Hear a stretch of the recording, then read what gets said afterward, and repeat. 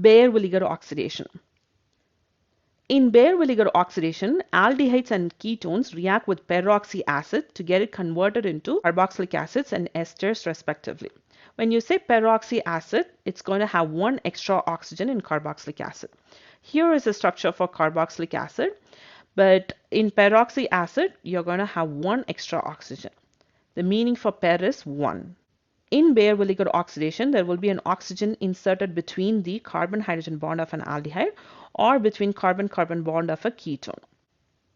So you can see that there is an oxygen inserted between the two atoms. The most commonly used reagent for Baeyer-Villiger oxidation is peroxy trifluoroacetic acid. So which is this? We will use the conjugate base of it. Here is an example for Baeyer-Villiger oxidation.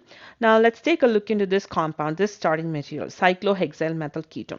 Here we have two different R's attached to the carbonyl groups. Now in which case, where is the oxygen going to be inserted? So is it going to be here or is it going to be here? So in that case, we definitely need to take a look into the mechanism for the reaction. So let's do the mechanism.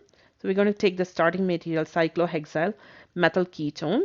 In the first step, the peroxy acid is going to make a nucleophilic attack on this electrophilic carbon and thrust these electrons onto oxygen to form an intermediate.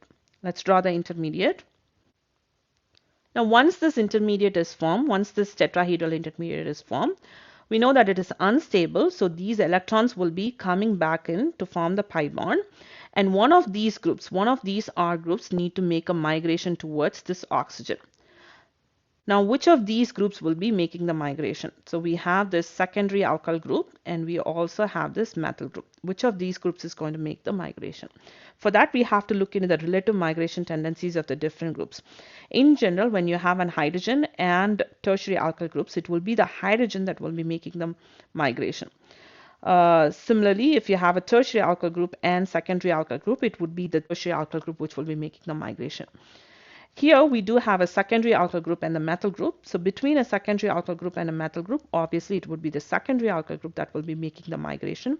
So this entire group right here will be shifting to this oxygen. And because this oxygen-oxygen bond is relatively weak, it's going to break and it's going to move towards this oxygen. And this part right here will be released as the carboxylate ion.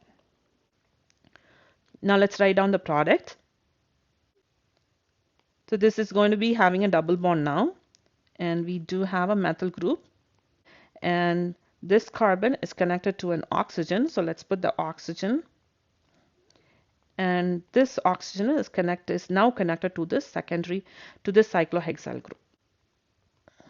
Okay, so this would be the product for this. So here in this case, cyclohexyl acetate would be the major product that will be obtained in the reaction.